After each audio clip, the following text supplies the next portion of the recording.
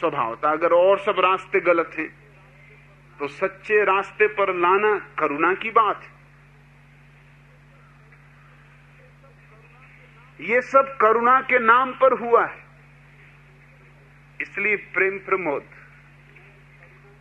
मैं करुणा की धारणा को ही बदलना चाहता हूं, नहीं तो ये मूर्खता जारी रहेगी, ये पाप जारी रहेगा, ये धर्म के नाम पर अधर्म जारी रहेगा। मेरी करुणा की धारणा स्वतंत्रता की। तुम स्वतंत्र हो, मैं अपनी बात कहने को स्वतंत्र हूं, लेकिन मानो या न मानो ये तुम्हारी स्वतंत्रता है। मेरी मौज कि मैंने कहा, तुम्हारी मौज कि तुमने माना या न माना। जिसने माना उससे मैं प्रसन्न हूं, जिसने नहीं माना उससे मैं प्रसन्न हूं। मैं दोनों की स्वतंत्रता का समादर करता हूं। ऐसा नहीं कि जिसने माना उससे मैं ज्यादा प्रसन्न हूं और जिसने नहीं माना उससे थोड़ा कम प्रसन्न हूं। उतना भी फर्क अगर मैंने किया तो मैंने तुम्हारी स्वतंत्रता को समादर नहीं दिया, मैंने तुम्हारी निजता को गौरव नहीं दिया। ये मेरी मौज थी कि मैंने कहा, ये तुम्हारी मौज थी कि तुमने सुना, ये तुम्हारी मौज कि तुमने माना या नहीं माना। मेरी कोई अपेक्षा नहीं और मेरा कोई दावा नहीं। कृष्ण का दावा है कि जब जब पृथ्वी पर धर्म का ह्रास होगा, धर्म की ग्लानि होगी, तब तब मैं आऊंगा और लोगों को अधर्म से मुक्त करूंगा और धर्म की दिशा में लगाऊंगा। इस तरह की दावेदारी व्यक्ति की स्वतंत्रता में बाधा है। इस तरह की दावेदारी अलोकतांत्रिक है। और फिर मजा यह है कि इस दावे को पूरा भी तो नहीं कर पाए। जब आए थे तब कौन सा लोगों को अधर्म से मुक्त करवा दिए।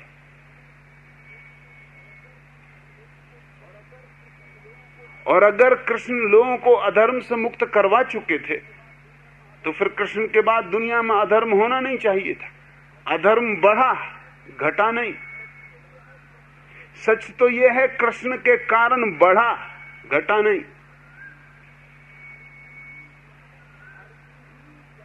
अर्जुन ही ज्यादा धार्मिक आदमी मालूम पड़ता है, ज्यादा संवेदनशील। देखा उसने कि इतने लोगों को काट डालना, और कितने लोग थे तुम सोचो, 18 अक्षौणी सेनाएं इकट्ठी थी। इसको ठीक आज के हिसाब में अनुवादित करो तो 1.25 अरब लोग इकट्ठे थे।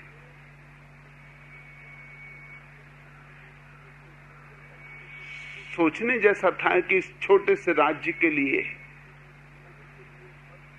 धन के लिए, पद के लिए, प्रतिष्ठा के लिए क्या 1 अरब 1.25 अरब लोगों की हत्या का आयोजन उचित है?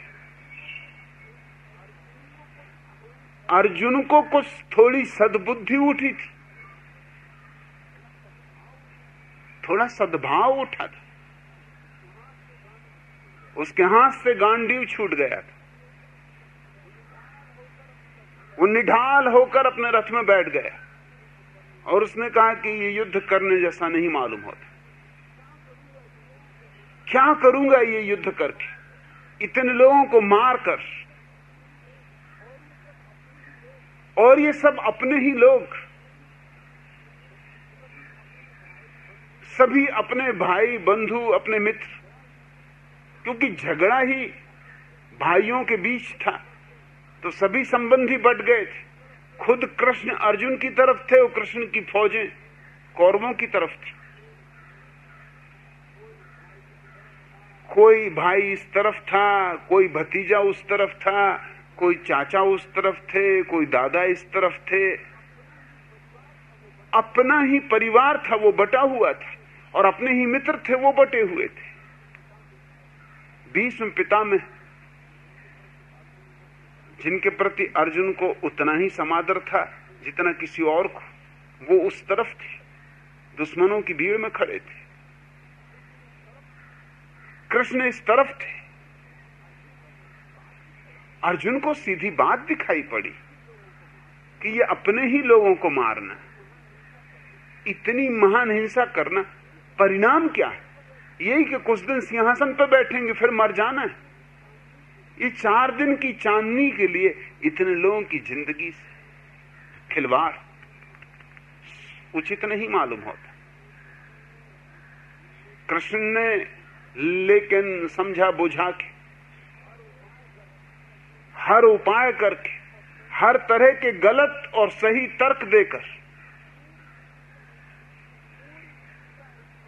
पूरी गीता इस बात का सबूत है, सिर्फ एक बात का सबूत, कि कृष्ण तर्क की दृष्टि से अर्जुन से ज्यादा कुशल थे, और किसी बात का सबूत नहीं। मगर तर्क की कुशलता कोई कुशलता नहीं। तर्क से तो कुछ भी सिद्ध किया जा सकता है। तर्क तो वैश्या है, किसी के भी साथ हो ले। तर्क तो वकील है, तुम वकील के पास जाओ, कैसा ही मुकदमा हो, वो तुमसे कहेगा बेफिक्र रहो, तुम जीतोगे। मुल्ला नसरुद्दीन ने एक वकील के पास गया, उसने अपनी पूरी कहानी बताई। वकील ने कहा बेफिक्र रहो, हालांकि तुमने काम बहुत बुरा किया है, लेकिन तुम बच जाओगे, कोई कानून तुम्हें फंसा नहीं सकता, तुम सुनिश्चित छूट जाओगे, इसका मैं तुम्हें आश्वासन देता हूं। मुल्ला उठ के खड़ा हो गया, चलने लगा तो वकील ने पूछा कहां जाते हो? मुकदमा की तैयारी नहीं कर रही? मुल्ला ने कहा क्या फायदा, क्योंकि मैंने कहानी अपने विपरीत आदमी की सुनाई थी, अगर उसकी जीत निश्चित ही है तो नाहक तुम्हें फीस देने से क्या फायदा। मुल्ला भी होशियार आदमी।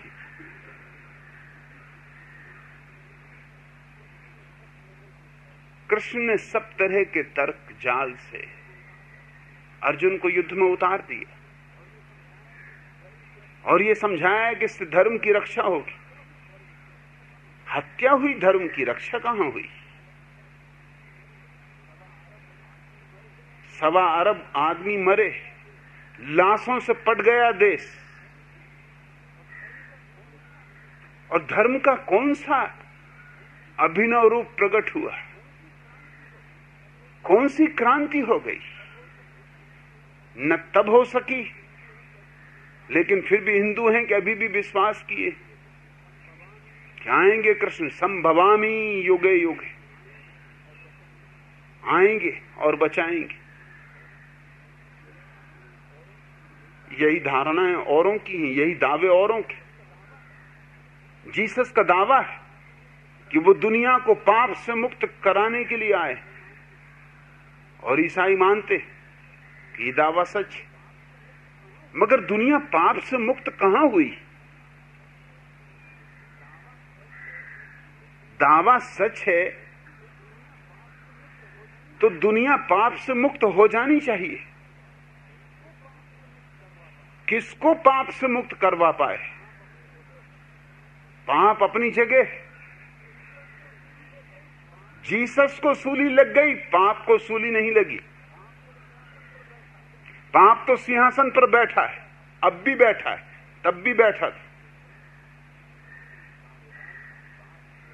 दावेदारी की बात ही गलत है। मैं कोई दावा नहीं करता कि मैं तुम्हें मुक्त कराऊं, कि मैं तुम्हें स्वर्ग ले चलूं, कि मैं तुम्हें मोक्ष की गारंटी दे दूं। नहीं, मेरा कोई दावा नहीं। मेरी तो सिर्फ इतनी उद्घोषणा है कि मैंने जीवन को आनंद से जीने का सूत्र पा लिया है। उस सूत्र को तुम्हें निवेदन कर देता हूं, और मैं तुम्हारे पीछे नहीं आऊंगा। जिसको प्यास हो उसी को आना पड़ेगा, और जिसको प्यास नहीं है तो ऐसी जल्दी भी क्या है। जब प्यास होगी तब आएगा। मैं नहीं तो किसी और के पास आएगा। कोई मैंने ही थोड़ी ठेका लिया है। मैं नहीं रहूंगा तो कोई और रहेगा। बुद्धों की श्रृंखला तो जारी रहेगी। तुम कहते हो कि आपका आनंद का झरना सब जगह बहता हुआ उनकी प्यास को जगा कर उन्हें तृप्त नहीं कर देगा। आनंद सूर्य की किरणों की भांति द्वार पर दस्तक भी नहीं देता, सिर्फ प्रतीक्षा करता है। आहट भी नहीं करता। किसी की नींद टूट जाए, किसी के सपने में भंग पड़ जाए,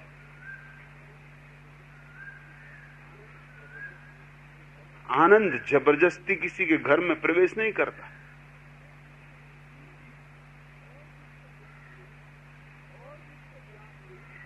और जिसको प्यास नहीं है,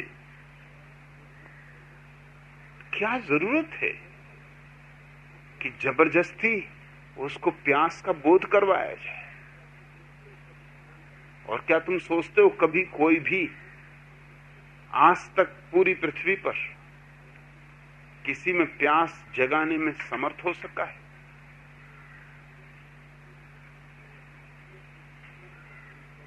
यह तो जीवन का अनुभव ही क्रमशः व्यक्ति को उस जगह ले आता है जहां प्यास पैदा होती। देर अबेर, कोई आज कोई कल, मगर अनंत काल पड़ा है। जल्दी भी क्या है?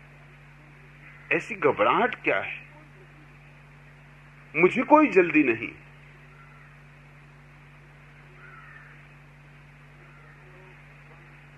तुम कहते हो भगवान बुद्ध की परम करुणा की अभिव्यक्ति थी कि जब तक संसार के समस्त जीव निर्वाण प्राप्त नहीं कर लेते वे भी निर्वाण में प्रवेश नहीं करेंगे। ये तो शर्त बंदी हो गई। ये तो एक शर्त हो गई कि ये शर्त जब पूरी होगी तब मैं निर्वाण में प्रवेश करूंगा। और शर्तें काम नहीं आती। शर्तें छोड़ दे कोई तो ही तो निर्वाण उपलब्ध होता है। निर्वाण का अर्थ यह है कि मेरे जीवन पर कोई शर्त नहीं, कोई अपेक्षा नहीं। ऐसा होना चाहिए, ऐसा नहीं होना चाहिए, ऐसा मेरा कोई आग्रह नहीं। निराग्रह व्यक्ति ही तो निर्वाण को उपलब्ध होता है। अगर बुद्ध की यह शर्त थी तो तुम गलती में हो। अगर ये उनकी शर्त थी तो वो चाहें तो भी निर्वाण में प्रवेश नहीं कर सकते। यूं नहीं है कि वो निर्वाण के द्वार पर रुके हुए अपनी शर्त के कारण कि जब तक सभी प्रवेश ना कर लेंगे मैं प्रवेश नहीं करूंगा। अगर ये शर्त है तो वो प्रवेश भी करना चाहें तो द्वार बंद है, प्रवेश नहीं हो सकता। शर्त ही द्वार बंद कर देती। फिर शर्त चाहे कितनी ही सुंदर क्यों ना हो, शर्त आखिर शर्त है। अस्तित्व के साथ सौदा नहीं किया जा सकता। अस्तित्व के साथ बेशर्त ही हुआ जा सकता है। सारी शर्तों का गिर जाना है निर्वाण। ये भी तो वासना ही हुई ना, ये भी तो आकांक्षा ही हुई ना। थोड़ा समझने की कोशिश करो। ये करुणा नहीं है, वासना है। वासना का अर्थ यही होता है ऐसा होना चाहिए। अगर ऐसा होगा तो मैं सुखी, अगर ऐसा नहीं होगा तो मैं दुखी। इतना धन मिले तो मैं सुखी, इतना पद मिले तो मैं सुखी। हम समझ लेते हैं कि ये वासना है। लेकिन कोई आदमी अगर निर्वाण के द्वार पर भी इस तरह का दावा करे कि ऐसा हो, और छोटी मोटी शर्त भी नहीं, ऐसी शर्त कि सारे प्राणी, अनंत प्राणी, इन अनंत प्राणियों की मुक्ति पर ही मैं प्रवेश करूंगा, यह शर्त ही काफी है। अगर बुद्ध ने ऐसा किया होगा तो वो किसी और द्वार पर खड़े हैं, वो द्वार निर्वाण का नहीं, वो भ्रांति में। निर्वाण का द्वार तो खुलता ही तब जब तुम्हारे जीवन में कोई वासना नहीं रह जाती। यह भी वासना है, दूसरों को मुक्त करने की वासना भी वासना है। आनंद को उपलब्ध व्यक्ति अपना गीत गाता है, अपनी धुन में मस्त होता है। जरूर उसके पास एक महफिल इकट्ठी हो जाती, जरूर उसके पास दीवाने आ जाते, जरूर उसके पास एक मधुशाला खड़ी हो जाती, मगर ये सब सहज होता है, इसकी कोई शर्त नहीं। ऐसा होना चाहिए ऐसा नहीं, ऐसा हो जाता है।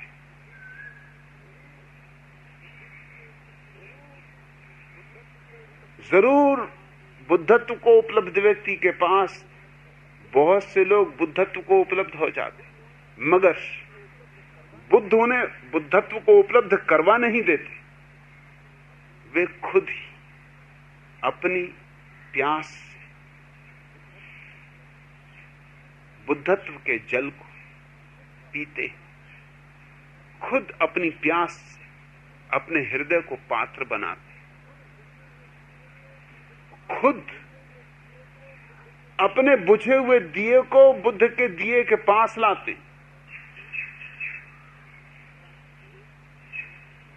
ताकि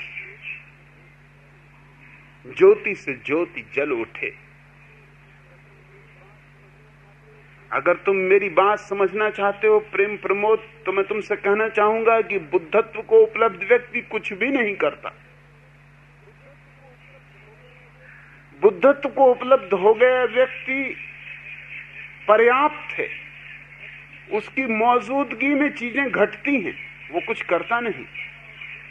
जैसे वसंत आता है और फूल खिल जाते, यूं नहीं है कि एक एक फूल को और पखरी पखरी को खींच खींच के खोलना पड़ता है। सुबह होती है और पक्षी गीत गाने लगते। यूं नहीं है कि सूरज आके एक एक पक्षी के गले को दबाता है कि गा, सुबह हो गई।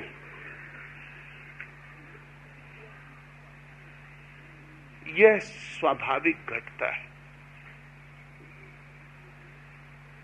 लेकिन सभी फूल नहीं खिलते। कुछ फूल रात को खिलते और सभी पक्षी नहीं गाते।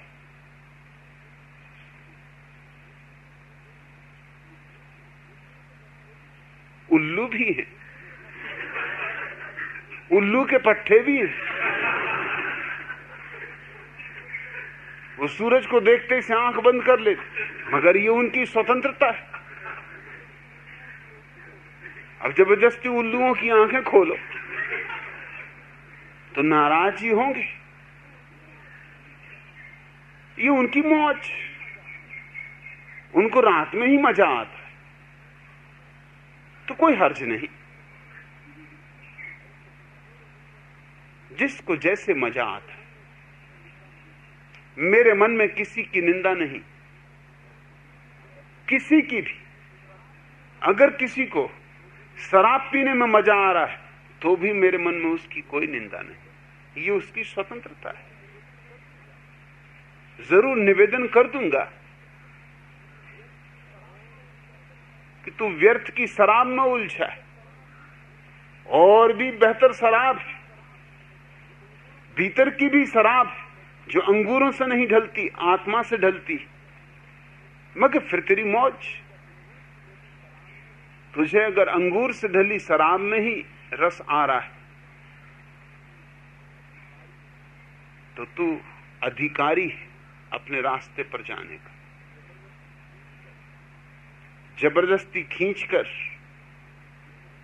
तुझे भीतर की शराब पिलाने का आयोजन नहीं किया जा सकता।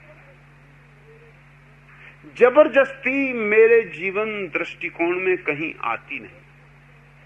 इसलिए मुझसे अक्सर लोग पूछते हैं कि आप अपने सन्यासियों को कोई अनुशासन क्यों नहीं देते? अनुशासन में नहीं दे सकता हूं। महावीर ने दिया, इसलिए महावीर को जैन कहते हैं अनुशास्ता, और जैन धर्म को कहते हैं जैन शासन। ये राजनीति की भाषा है। बुद्ध ने दिया, मगर तुम बुद्ध का अनुशासन पढ़ने बैठो तो घबरा जाओगे। 33,000 नियम, जिनको याद रखना भी मुश्किल, पालने की तो बात छोड़ दो। हर छोटी छोटी बात के नियम, कैसे उठना, कैसे बैठना, कौन सा पैर किस पैर के ऊपर रख के बैठना, कौन से हाथ पर कौन सा हाथ होना, हर छोटी छोटी बात के नियम। 33,000 नियम। क्या खाना, क्या नहीं खाना, कब खाना, कब नहीं खाना, कब पीना, कब नहीं पीना, कब यात्रा करनी, कब नहीं यात्रा करनी। 33,000 नियमों में बंधा हुआ आदमी मोक्ष को उपलब्ध हो सकेगा? 33,000 जंजीरों में बंधा हुआ आदमी है ये। जंजीरें ही जंजीरें हैं, आदमी तो न मालूम कहां खो जाए। और फिर बुद्ध को क्या अधिकार है, किसी को क्या अधिकार है कि दूसरे के जीवन पर नियमन करे, शासन करे? और प्रत्येक व्यक्ति इतना अनूठा और भिन्न है कि कोई भी सार्वलौकिक नियम बनाए नहीं जा सकते। जैसे कि हिंदू मानते हैं ब्रह्म मुहूर्त में उठना बड़ा धार्मिक कार्य। जो ब्रह्म मुहूर्त में नहीं उठता वो ना तो साधु है ना संत। साधु संतों को तो ब्रह्म मुहूर्त में उठना ही चाहिए। ये नियम कैसे बना, क्यों बना? हिंदू व्यवस्था यह थी कि 25 वर्ष तक व्यक्ति ब्रह्मचरी वास करे, गुरुकुल में रहे, विद्या अध्ययन करे। वो ब्रह्मचरी का काल था। फिर 25 वर्ष गृहस्थी बसाए, बाल बच्चे पैदा करे, दुकान चलाए, संसार में रहे। वो गृहस्थाश्रम था। पहला ब्रह्मचर्य आश्रम, दूसरा गृहस्थ आश्रम। फिर 25 वर्ष तीसरे चरण में वानप्रस्थ हो जाए। वानप्रस्थ का अर्थ होता है मुंह जंगल की तरफ हो जाए। जंगल अभी जाए नहीं, सिर्फ टाइम टेबल देखे, नक्शा अध्ययन करे, तैयारी करे, बिस्तर बांधे, मगर जाए नहीं। 25 साल बिस्तर बांधे और खोले, नक्शा खोले और बंद करे,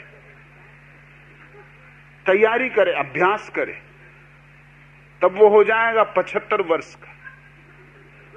तब जाके वो सन्यासी हो। वो चौथा आश्रम।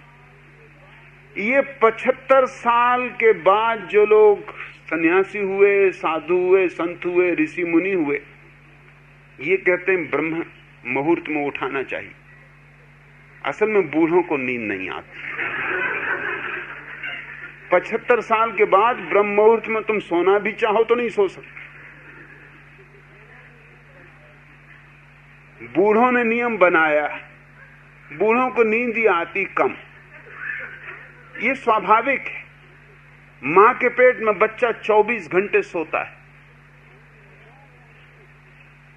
क्योंकि 9 महीने में जितना काम होता है बच्चे के जीवन में, उतना फिर पूरे जीवन में नहीं होता। 9 महीने में इतना काम चलता है कि अगर बच्चा जग आए तो काम में बाधा पड़ जाए। सारी ऊर्जा उसके देह के निर्माण में लगी होती। अभी जागने लायक न तो समय है न सुविधा है, बच्चा सोया रहता है। 9 महीने मां के पेट में बच्चा सोता है। फिर जब बच्चा पैदा होता है तो 23 घंटे सोता है, 22 घंटे सोता है, 20 घंटे सोता है, 18 घंटे सोता है। धीरे धीरे धीरे जवान होते होते करीब 7-8 घंटे सोता है। क्योंकि अब जीवन का जो कार्य था, शरीर के निर्माण का जो कार्य था, वो पूर्ण हो चुका। अब ज्यादा नींद की जरूरत नहीं। नींद बड़ी अपरिहार्य है। नींद जीवन के लिए बहुत जरूरी है। जवान आदमी को 7-8 घंटे पर्याप्त है, ताकि जितनी थकान, जो ऊर्जा काम में व्यय हुई है, वो 7-8 घंटे में वापस लौट आती। लेकिन बूढ़ा आदमी 4 घंटे, 3 घंटे, 2 घंटे यूं सोने लगता है, क्योंकि बूढ़े आदमी को अब मरना है। अब शरीर में निर्माण का काम बंद हो चुका। अब नींद की ज्यादा जरूरत न रही। 75 साल की उम्र के बाद जिन लोगों ने शास्त्र रचे हैं, इनकी बातें अगर जवानों को माननी पड़े तो झंझट खड़ी होगी। अगर कोई जवान आदमी 2-3 घंटे सोए और ब्रह्म मुहूर्त में उठाए तो दिन भर झपकी खाएगा। फिर वो इन्हीं बूढ़ों से जाके पूछेगा कि बात क्या है, तो वो कहेंगे कि तुम्हारी वृत्ति तामसिक, इसलिए झपकी आती, हमको क्यों नहीं आती। तो तुम अपना भोजन बदलो, तुम्हारा भोजन तामसिक है। तो शुद्ध भोजन क्या है? शुद्ध भोजन है दूध, दुग्धाहार करो। अब सिर्फ आदमी अकेला जानवर है दुनिया में जो बचपन के बाद भी दूध पीता है। सभी जानवर बचपन में दूध पीते हैं, सदा दुग्धाहार नहीं करते। आदमी अजीब है। दुग्धाहार बच्चों के लिए ठीक है, क्योंकि वो केवल दूध ही पचा सकते। लेकिन जवान आदमी से कहना कि सिर्फ दूध पे जियो, दूध पे जिएगा तो सदा भूखा अनुभव करेगा। बच्चे का भोजन जवान आदमी के काम का नहीं। फिर वहीं पहुंचेगा उन्हें ऋषि मुनियों से पूछने, क्योंकि उन्होंने सिलसिला शुरू करवा दिया।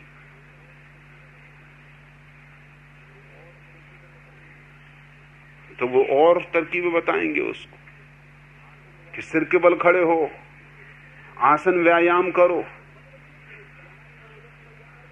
मतलब ये कि वो जाल में उलझता जाएगा एक छोटी सी भूल के कारण।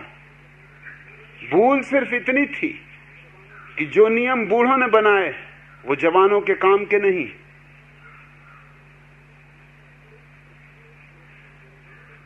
फिर प्रत्येक व्यक्ति में भी अंतर है। किसी को 6 घंटे नींद काफी है, किसी को 8 घंटे नींद, और किसी को 10 घंटे की जरूरत है। और प्रत्येक को अपनी ही व्यवस्था को समझ के जीना चाहिए। इसलिए मैं कोई सार्वलौकिक नियम नहीं दे सकता कि मैं तुमसे कह दूं कि ठीक 6 घंटे सोना चाहिए। बूढ़े दिक्कत में पड़ जाएंगे क्योंकि वो 6 घंटे नहीं सो सकते। जवान दिक्कत में पड़ जाएंगे क्योंकि उनको 8 घंटे की नींद की जरूरत। बच्चे मुसीबत में पड़ जाएंगे क्योंकि उनको 10-12 घंटे की नींद की जरूरत। और अगर गर्भस्थ बच्चों को पता चल जाए कि ब्रह्म मुहूर्त में उठना है,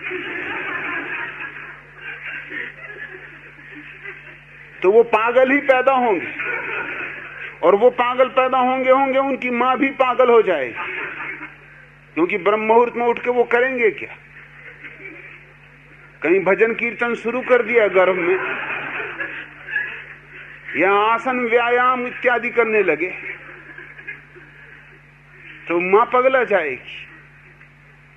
प्रत्येक व्यक्ति को अपने बोध से जीना चाहिए।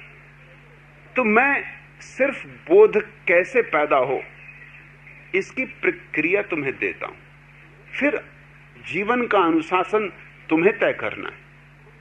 तुम्हारा जीवन है, तुम नियंता हो, कोई और नियंता नहीं। लेकिन ये सारे धर्म गुरु इस चेष्टा में लगे रहते हैं किस तरह तुम्हारे पर कब्जा करें, हर तरह से तुम्हारी गर्दन पर फंदा डाल देने की आकांक्षा। ये कोई अच्छी आकांक्षा नहीं, ये करुणा नहीं, ये करुणा से ठीक उल्टी बात है। और अंततः प्रेम प्रमोद तुम कहते हो आप जैसा सामर्थ्यवान बुद्ध पुरुष विश्व में न कभी पैदा हुआ है और न कभी हो सके। ये तुम्हें कैसे पता लगा?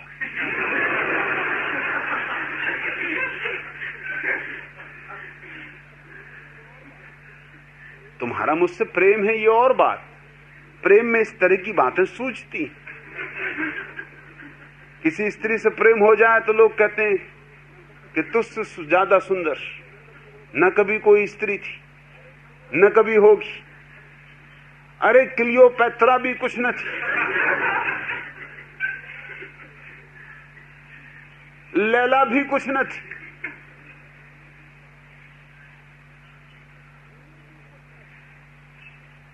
हीर भी कुछ न थी। तू तो क्लियोपैत्रा और लैला और हीर सबकी मिलीजुली खीर है।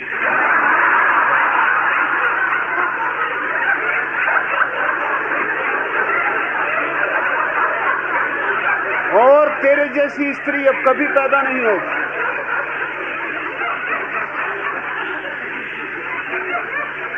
ये पागलपन प्रेम में पकड़ता है।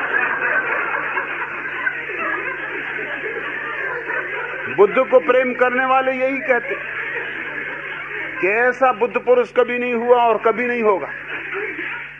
महावीर को मानने वाले भी यही कहते, और मोहम्मद को मानने वाले भी यही कहते, और जीसस को मानने वाले भी यही कहते। ये पागलपन है।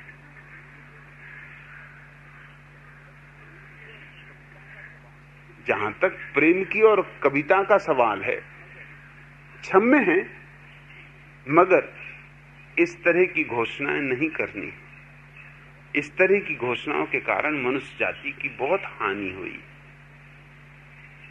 कोई कारण नहीं है। जब भी कोई जागता है तो जागने का स्वाद एक जैसा है।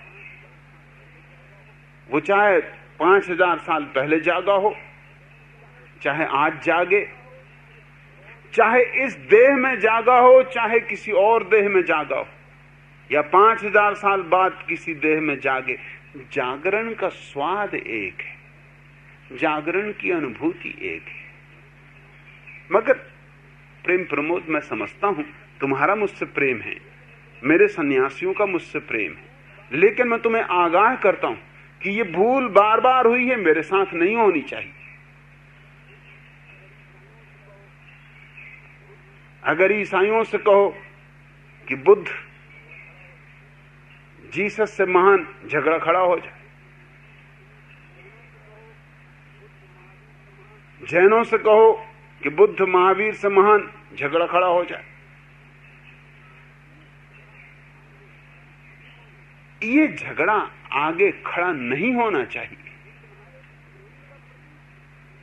ये तुम्हारे प्रेम का प्रतीक है, मगर ये प्रेम के प्रतीक महंगे साबित हुए। इसलिए मेरे संबंध में तुम स्पष्ट समझ लो, मेरे जैसे लोग बहुत हुए और बहुत होंगे। असल में बहुत होने चाहिए, इतने होने चाहिए कि पृथ्वी इस तरह के लोगों से ही भर जाए। मैं तो चाहूंगा कि ऐसी घड़ी आनी चाहिए जब हमें बुद्ध पुरुषों को अलग से गिनती करने की जरूरत न रह जाए। आखिर हम क्यों गिनते हैं उंगलियों पर? बुद्ध, महावीर, कृष्ण, जरथुस्त्र, लाओत्सु, क्यों उंगलियों पर गिनते? इसीलिए कि बहुत न्यून संख्या में लोग बुद्धत्व को उपलब्ध हुए। ये बात बदलनी चाहिए। किसी बगीचे में हजारों पौधे हों और एक पौधे पे फूल खिल जाए, एक फूल, तो स्वभावतः नजर उस पर अटक जाएगी, हम सदियों तक याद रखेंगे। मगर ये कोई शोभा की बात नहीं। हर पौधे पे फूल होने चाहिए, और एक ही क्यों, हजारों होने चाहिए। स्वभावतः फिर हमें कृष्ण और बुद्ध और मोहम्मद और जीसस को अलग अलग गिनने की कोई जरूरत न रह जाएगी। बुद्धत्व जीवन की सामान्य, सहज स्थिति होनी चाहिए। वक्त ऐसा आना चाहिए कि बुद्धुओं की गिनती अलग की जा सके कि फला फला बुद्धू है, और बुद्धों की गिनती की कोई जरूरत न रह जाए। बात कुछ बदलनी चाहिए, और ये बदलाहट तभी हो सकती है जब हम बहुत सजग हों, अन्यथा प्रेम हमें मूर्छित कर देता है।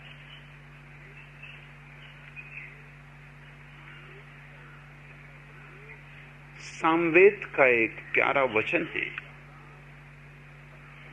यो जागार तमचा कामयन्ते, यो जागार तमु सामानी यंती। जो जागता है उसी को ऋचाएं चाहती, जो जागता है सामवेद के मंत्र भी उसी के पास आते।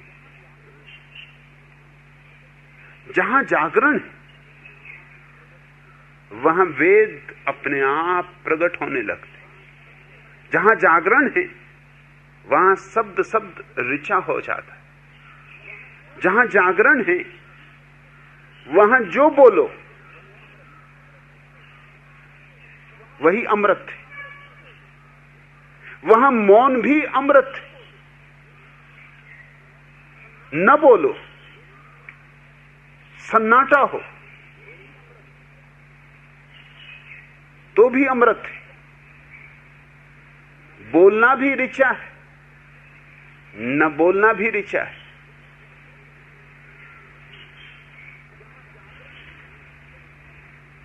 जहां जागरण है वहां जीवन की सारी संपदा है, और जागरण का कोई संबंध समय से नहीं, किसी काल से नहीं। लेकिन सारे धर्मों ने इस बात की कोशिश की। जैसे ईसाई कहते हैं कि जीसस ईश्वर के इकलौते बेटे। क्यों इकलौते? डर कि कहीं दूसरा आदमी ना कह दे कि हम भी ईश्वर के बेटे। कोई ये भी कह सकता है कि हम जुड़वा हैं। कोई ये भी कह सकता है हम जीसस के बड़े भाई। फिर क्या करोगे? पहले से तय कर दिया इकलौते, झंझट ही मिटा दी।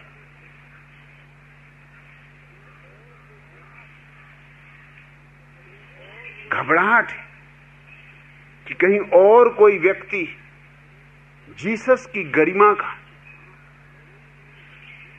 जीसस के साथ तौला ना जाने लगे, अन्यथा हमारे ईसाई धर्म का क्या होगा? वो उसी आधार पर तो खड़ा है कि जीसस का मुकाबला कोई और दूसरा नहीं कर सकता। जैन कहते हैं महावीर अंतिम तीर्थंकर, अब कोई तीर्थंकर नहीं होगा, दरवाजा बंद। यह भी खूब रही, अब अनंत काल कोई जागेगा नहीं। ये दरवाजा बंद करने की चेष्टा सभी धर्मों में। सिख कहते हैं 10वें गुरु हो चुके, 10 यानी बस,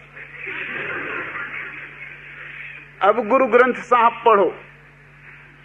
अब कोई सदगुरु नहीं हो सकता, या कोई अगर सदगुरु होने की बात करेगा तो ठीक नहीं, कृपाणें निकल आएंगी। अब ये हो ही नहीं सकता, दरवाजा बंद कर दी।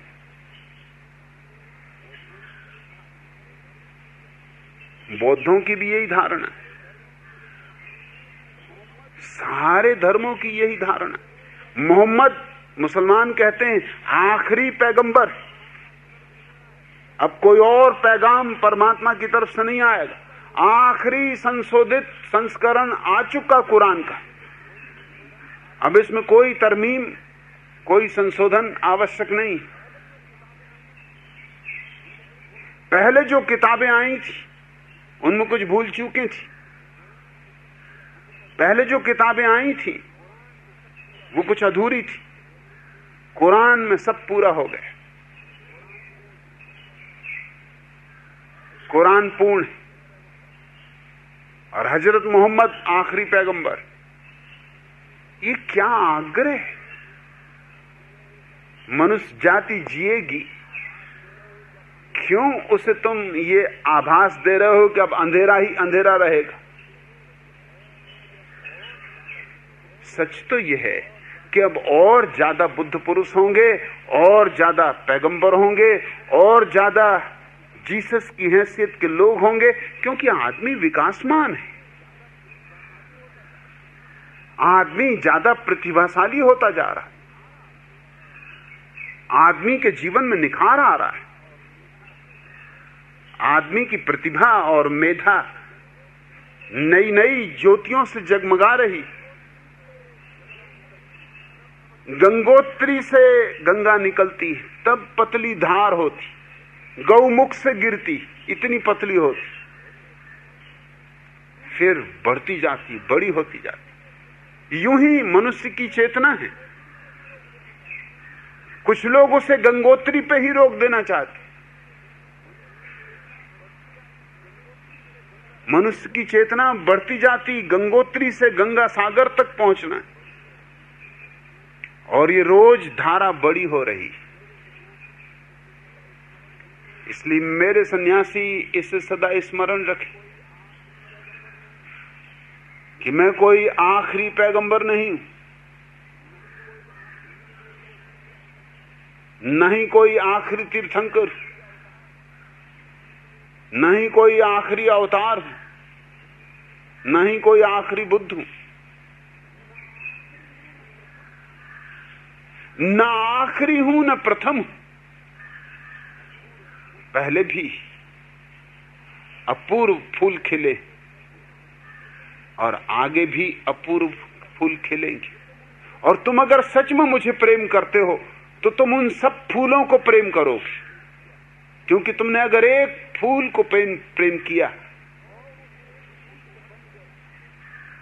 और उस एक फूल से बंध गए तो तुमने फूल को प्रेम किया ही नहीं।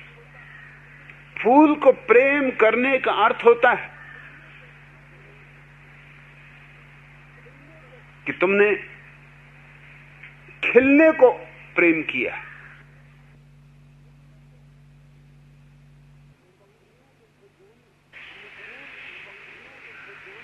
तुमने फूल की पखरियों के खुल जाने को और गंध के उड़ जाने को प्रेम किया। इसलिए गंध कहीं भी उड़ी हो, किसी फूल से उड़ी हो, अतीत में या भविष्य में, अगर तुमने सच में ही एक फूल को चाहा है तो उस चाहत में सारे फूलों की चाहत सम्मिलित हो जानी चाहिए। मैं तुम्हें कोई एक धर्म नहीं दे रहा हूं, बस एक धार्मिकता दे रहा हूं। इसलिए मुझ पर तुम्हें रुक नहीं जाना। मेरा उपयोग करो ताकि तुम पहचान सको अतीत के सारे बुद्धों को और भविष्य के सारे बुद्धों को। मैं तुम्हें विराट करना चाहता हूं, तुम्हारे हृदय को बहुआयाम देना चाहता हूं। क्या बंध के बैठ जाना। हर बुद्ध की अपनी एक अभिव्यक्ति होती, जैसे कि चंपा का फूल है, उसका एक ढंग है, और जैसे गुलाब का फूल है, उसका एक ढंग है, और जैसे जूही के फूल, और जैसे कमल का फूल, सबके अपने ढंग है। मगर खिलना एक ही घटना है। सब खिलते हैं, सब सुगंध को बिखेर देते हैं। जो आदमी जूही के फूल से ही बंधा रह गया, वो चंपाओं से वंचित रह जाएगा, कमलों के प्रति अंधा हो जाएगा, गुलाबों को बच के निकलेगा। उसके जीवन में एकांगिता पैदा हो जाएगी, जबकि सभी फूल उसके हो सकते थे, जबकि सारी बगिया उसकी हो सकती थी। तो क्यों कंजूसी? प्रेम में क्या कंजूसी? कम से कम प्रेम को तो उदार करो। अब निश्चित ही बुद्ध का एक ढंग है, जैसे कि जूहे के फूल। महावीर का और ढंग है, जैसे चंपा के फूल। जरथुस्त्र का और ही ढंग है, जैसे टेसु के फूल। और लाओत्सु का और ही ढंग है, जैसे गुलाब के फूल। तुम्हारी बगिया, तुम्हारे हृदय की बगिया में इन सारे फूलों की जगह होनी चाहिए। अगर तुमने सच में मुझे चाहा तो ये सारे फूल तुम्हारे हैं। वे फूल जो खिले और वे फूल जो कभी खिलेंगे, वे भी तुम्हारे हैं। मैं तुम्हें अतीत ही नहीं दे रहा हूं, तुम्हें भविष्य भी दे रहा हूं। जब तुम्हारी चेतना सभी आयामों को छूती, तभी तुम सच में मुक्त हो। जो जैन हो गया वह मुक्त नहीं, जो बौद्ध हो गया वह मुक्त नहीं, जो मुसलमान हो गया वो मुक्त नहीं, जो ईसाई हो गया वह मुक्त नहीं। सिर्फ धार्मिक होना पर्याप्त है। जीवन में सत्य की खोज, सौंदर्य की खोज पर्याप्त है। जीवन में अपने स्वयं के केंद्र को अनुभव कर लेना पर्याप्त है। न किसी मंदिर में जाने की जरूरत है, न किसी मस्जिद, क्योंकि असली मंदिर तुम्हारे भीतर है। जिस दिन तुम अपने मंदिर में विराजमान हो जाओगे, उस दिन तुम अचानक पाओगे चारों तरफ मंदिर ही मंदिर, क्योंकि हर चेतना मंदिर है। चारों तरफ परमात्मा ही परमात्मा है, क्योंकि हर व्यक्ति के भीतर वही विराजमान है। ऋग्वेद का एक वचन है, ऋतस श्रृंगिर मुर्विया वि पप्रथे। ऋत की सत्ता सर्वत्र फैली हुई। ऋत वेद का बहुमूल्य शब्द है, उसी से हमारा शब्द ऋतु बना। ऋतु प्राचीन समय में बहुत नियमबद्ध थी। ठीक समय पर, ठीक दिन पर वर्षा आती थी, ठीक दिन पर गर्मी शुरू होती थी, ठीक क्षण में सर्दी आती थी। वह वर्तुल ऋतुओं का एक नियम से घूमता था। धीरे धीरे ऋतुएं डगमगा गईं, आदमी ने डगमगा दी। आणविक विस्फोटों ने ऋतुओं को डगमगा दिया। जैसे ऋतुओं का वर्तुल था, ऐसे ही जीवन में और भी गहरा एक रित जिसके अनुसार चेतना चलती है। चेतना का जो नियम है उसका नाम धर्म, उसी को वेद रित कहते हैं। रित की सत्ता सर्वत्र फैली हुई है। जिस दिन तुम अपने भीतर रित की सत्ता का अनुभव कर लोगे, तुम धार्मिक हुए।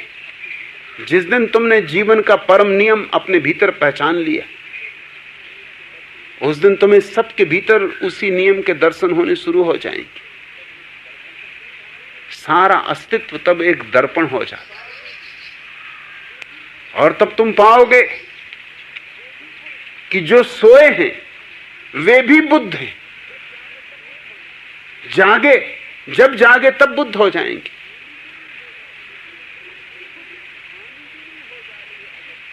कुछ हानि भी नहीं हो जा रही है अगर सोए हैं, कुछ खो नहीं रहे। हमारा जो स्वभाव है उसे हम खो ही नहीं सकते, ज्यादा से ज्यादा भूल सकते। भूलने में क्या हानि? आज भूल गए, कल याद कर लेंगे। और प्रत्येक व्यक्ति स्वतंत्र है जब याद करना चाहे तब। इसलिए मैं किसी के द्वार पर दस्तक नहीं दूंगा। यह कुआं किसी की तलाश में नहीं जाएगा। जिन्हें आना है, जिन्हें प्यास है, उन्हें आना होगा। और बहुतों को प्यास है, सारी पृथ्वी प्यासी है। और ऐसा भी नहीं है कि लोगों को अपने प्यास का आभास नहीं, आभास भी है, मगर अपने को भुलाए रखते, प्यास को भी छिपाए रखते। डरते हैं कि कहीं प्यास का पता चल गया तो फिर कुछ करना पड़ेगा, फिर किसी कुएं की तलाश करनी पड़ेगी। और कुएं की तलाश कुछ आसान मामला नहीं, और कुएं से पानी पीना कोई सस्ता सौदा नहीं। क्योंकि सत्य के कुएं से वही पानी पी सकता है जो अहंकार को उतार के रख दे। सत्य के कुएं से वही पानी पी सकता है जो ध्यान की अंजुलि बना ले। उतनी तैयारी न होने से लोग कल पर टालते जाते हैं कि खोजेंगे, कभी खोजेंगे। अगर कुआं पास भी हो तो वो 1000 बहाने खोज लेते हैं कुएं से बच के निकलने के। डर, क्योंकि ये कुआं सत्य का कुआं, इसके नियम बड़े उल्टे हैं, उलट बांसियों जैसे। यहां वही उबरता है जो डूबता है, यहां वही पाता है जो मिटता है। खोज उसी की पूरी होती है जो खो जाने को राजी।